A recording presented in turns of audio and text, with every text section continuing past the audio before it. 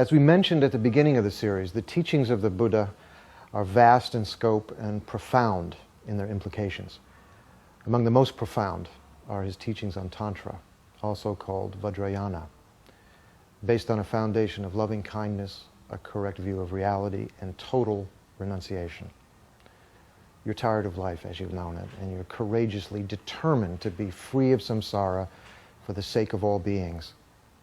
If that's the case, then the practice of Tantra is for you.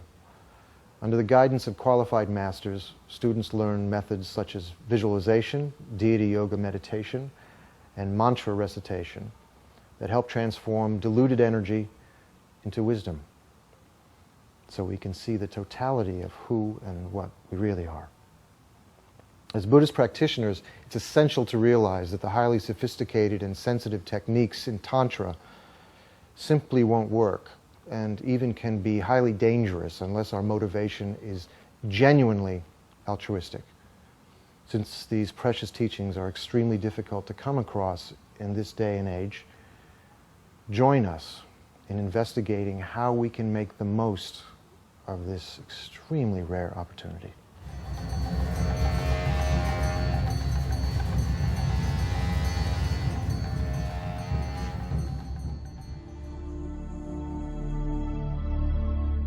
In this presentation, you're going to hear about the Buddha's most esoteric teachings, those of Tantra. You've also heard that an altruistic motivation is especially important in the case of these teachings. In fact, it's very much like in the fairy tales you may have heard as a child. You know, it's only the most pure-hearted hero who's actually able to free the princess and save the day. And in the same way, it's only the most sincere, altruistic-minded practitioner who is able to succeed in the practice of Tantra. Now, the Buddha said that the fundamental nature of our hearts and minds is purity. We simply have to discover that purity through the veils of our ignorance. And so before listening to these teachings, take just a moment to discover the purity of your own heart and to generate a very strong and determined intention to attain the state of a Buddha through the practice of Tantra in order to be able to bring to enlightenment all other living beings.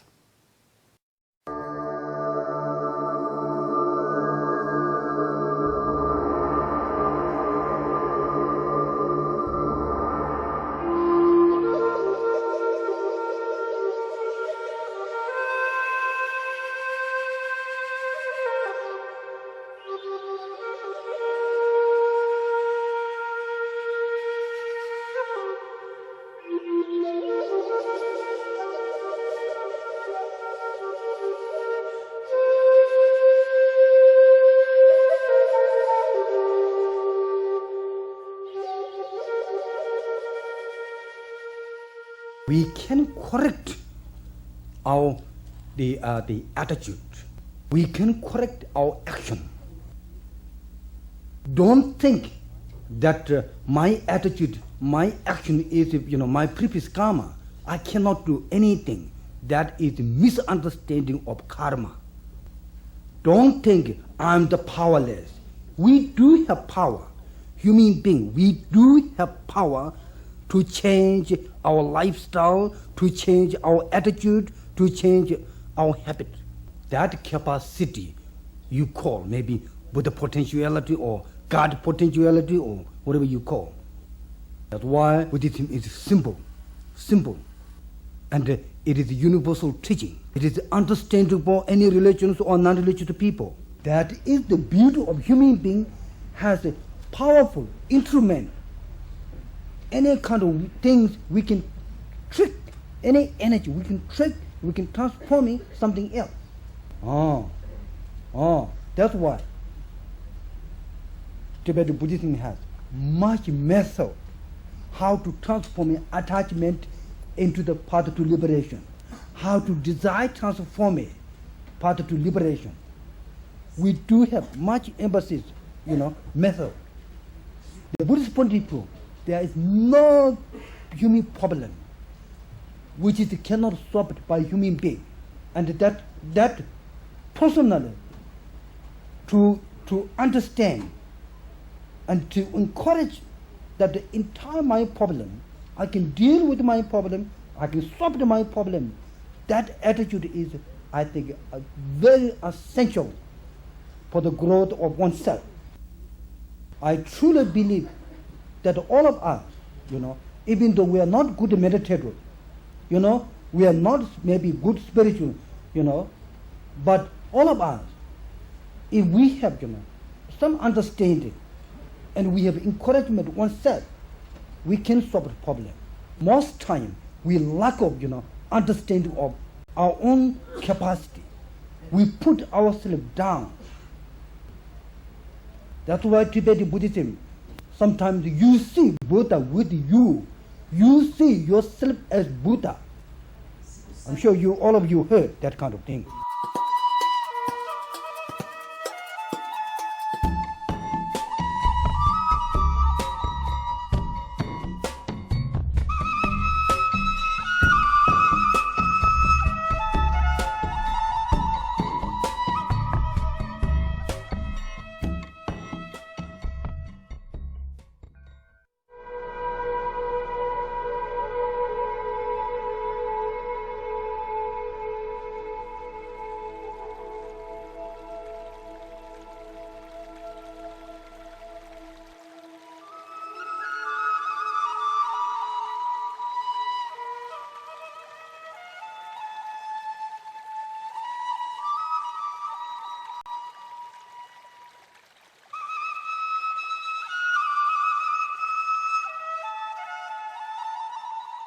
The Tibetan tradition of Buddhism, there is a great emphasis on practicing Tantra as the fastest way to achieve enlightenment.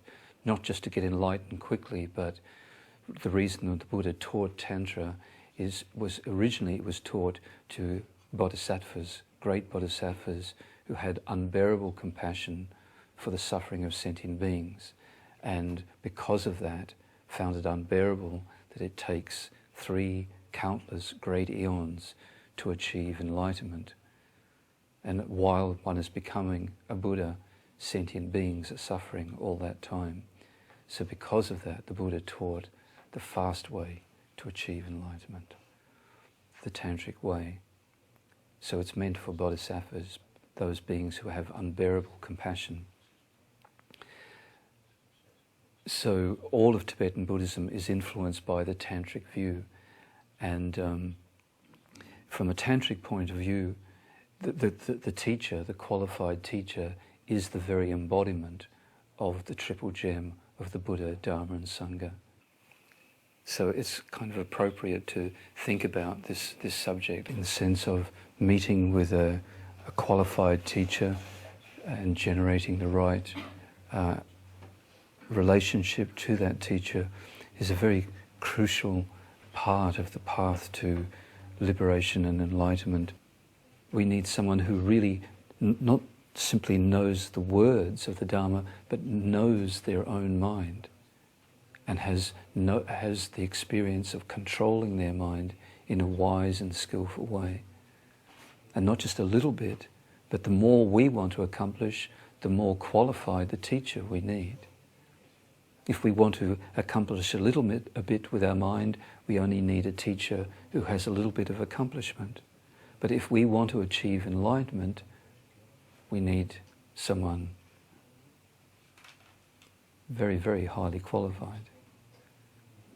A Buddha, maybe. For someone who is teaching the path to enlightenment through Tantra, then there is a whole set of other qualities that the Guru needs. So in deciding to follow a particular teacher, we should take time to check the qualities of the teacher, try to see if they have these qualities. A real guru is something like an iceberg. An iceberg, only 1/10 of the ice of an iceberg appears above the water. 9/10 is below the water. So a guru is like that. When we see great beings, we can see many qualities. Even at our level, we can see qualities. What we should try to understand is that that's just a little hint of the actual qualities of a truly realized being.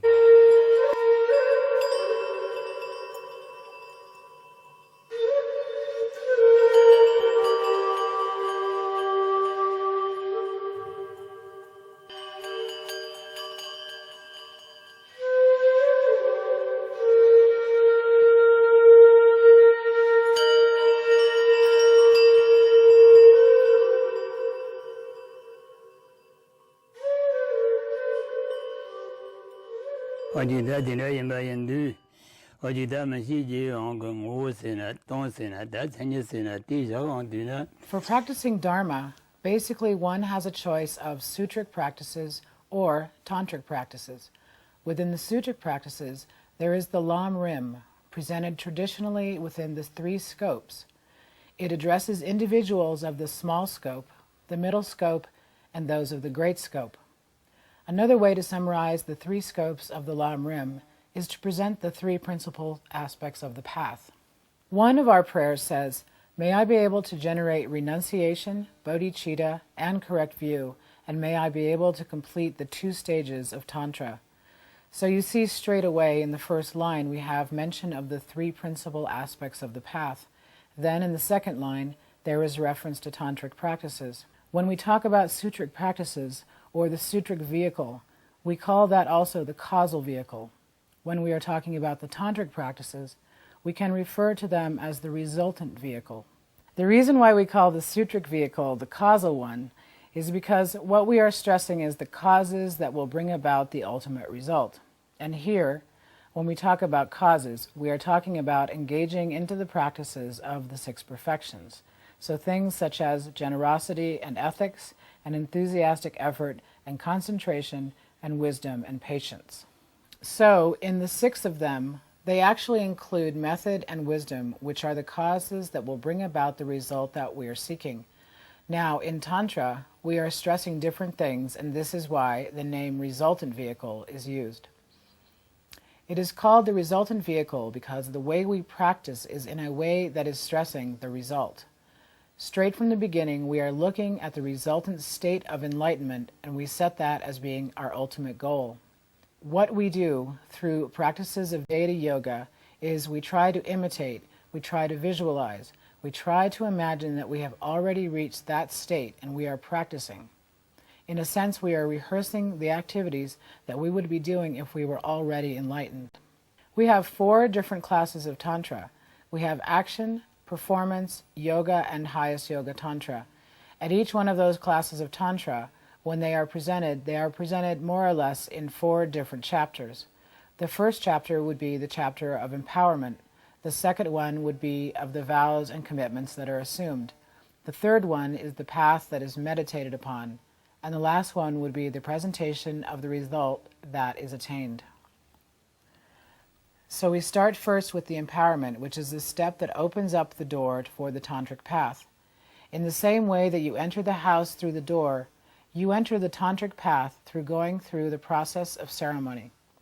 And what the ceremony does for you, it authorizes you to be able to listen, to reflect, and to meditate on the various tantric teachings. It's important to make the distinction of different ways of attending a ceremony of empowerment. There will be some people who will be coming and receiving it merely as a blessing, but there are others who will take it as a proper empowerment. Now, what makes the difference? What do we mean by making the distinction between these two? If you think that you are not capable of keeping all the vows and commitments that will follow by taking the empowerment, if you feel that you are not ready to meditate on this path, if you feel that you are not ready to visualize yourself as the deity, then it's best not to take this empowerment. You will still be present at the time of ceremony and receive the whole thing as a blessing. On the other hand, if you decide that you are ready to take these vows and commitments and you are ready to engage in those practices, then you actually request and you will receive the empowerment, and then of course you have the obligation of keeping up with the vows and commitments and of course your daily practices. So for action and performance tantra, First of all, the first levels of vows that are assumed by those who are lay people are vows of individual liberation, and these are in the form of the vows of refuge. So these include abandoning the 10 non-virtuous actions. Then on top of that, the vows which are assumed are bodhisattva vows. In the case of action and performance tantra, we are not receiving tantric vows. In the case of yoga and highest yoga tantra, on top of refuge and on top of bodhisattva vows, we also assume the tantric vows. Together with the tantric vows, we assume the commitment of engaging in 6-session guru yoga. Now, as the name indicates, there are 6 sessions of that.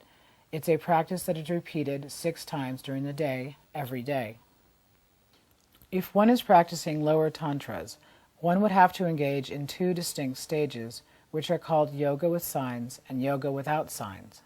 Within the frame of the practices with signs, what we are doing is we are generating ourselves as the deity, visualizing the deity with all its aspects. Then at the next phase, when we are practicing yoga without signs, we are meditating on the emptiness of all these appearances. What happens with the highest yoga tantra is that we are engaging in practices of generation stage and practices of completion stage. Again, there are 2 distinct phases, more or less similar practices, but they are given different names.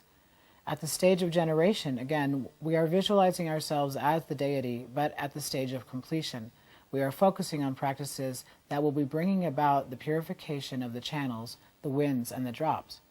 The reason why we do that is because we want to render the 3 things serviceable.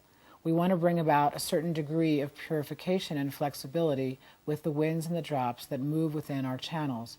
And the reason for that is that in that way we can actually bring about a general purification of all other aspects of our body, not only improving the health, but also getting closer to this model of perfect existence of the Buddha that we have as a goal. So what we are trying to do in the practice of completion stage is to purify the channels and the winds that flow through them. If we can render those things serviceable, then what we will do is actually, ideally, purify the winds that move through the channels. And if you can change the movement of the winds, that means that you can also change the type of mind that is riding those winds. This is what we are referring to when we use the term completion. We are referring to complete purification and complete serviceability of the winds and the channels. Now, it is important to understand that most of the channels that we have within our own body are not stretched out as they should be. Most of the channels are twisted. Many of them may have knots in them, which means that channels which are restricted like that do not allow a flow of the winds and the substances through them. So it's important to exercise. In the same way that some people like very much to do physical exercise because they know the benefit of those exercises. If you can understand that on a physical level, then take that at the level of completion stage and understand that what you are doing during your daily yoga is to engage in some sort of exercises that will bring about this pliancy of the channels and the winds and the substances. Now, when we talk about Tantra, also we use the word mantra, and many times we also talk about secret mantra. Mantra and Tantra are used almost as an equivalent. If we look at the etymology of the word mantra, it can be broken down into 2 words. It means mind protection. And when we talk about those practices, we talk about protection, and it's not only the body and speech that need to be protected. The mind is the one that primarily needs to be protected. If the mind is protected, then the body and speech will automatically, secondarily in a sense, will also be covered by this protection. And what is it that the mind needs to be protected from? Well, it is the sense that we have an ordinary body, an ordinary speech, an ordinary mind. We need to protect ourselves from thinking that we are ordinary. We need to protect ourselves from ordinary appearances and a sensing at those appearances. So this is the protection that we are seeking for through these practices. And finally, we come to the explanation of the last word, secret. When we talk about the mantra or tantra, we mean the secret vehicle. It's called the secret vehicle because those practices need to remain undisclosed. Undisclosed to those who are not suitable to hear about those things. It is said that if you talk about your tantric practices to those who are not ready or are not suitable, they have not been prepared to hear about those things. Most probably these people will generate reverse faith, non-faith in those practices, and this is what we are trying to avoid in this situation. As beginners, it makes more sense that we will spend more time on practices of Sutra rather than practices of Tantra, but that doesn't mean that we will completely abandon Tantric practices. It is important to understand that Sutra on its own cannot take you very far, and Tantra that is not supported by Sutra will not end with the right result. So it's important to always unite Sutra and Tantra, and make sure that one complements the other.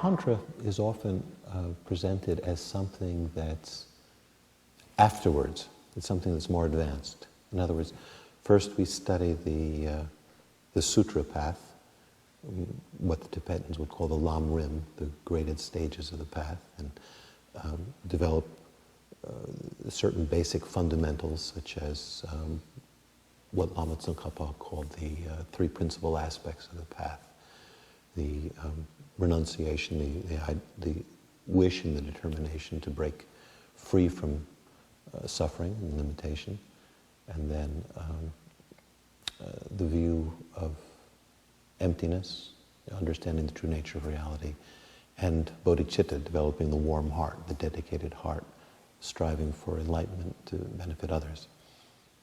So that, in a sense, summarizes the sutra path. So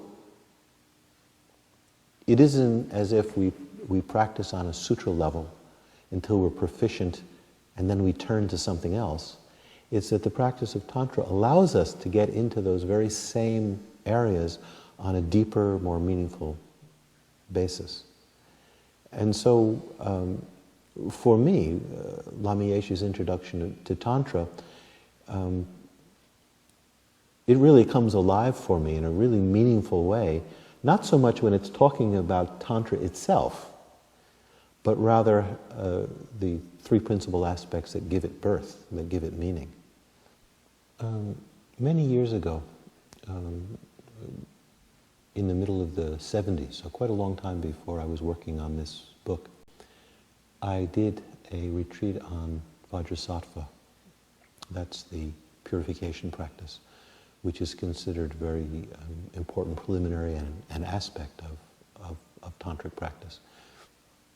When it was over, and I had to think back as to what the retreat really was about, it really was about renunciation. Even though I was doing tantric practices and tantric visualizations and so forth, what the retreat actually taught me to some extent was the ordinary way that I live my life, the ordinary ego-dominated way that I live my life, is just totally unsatisfactory. Even when things look beautiful, look pleasant,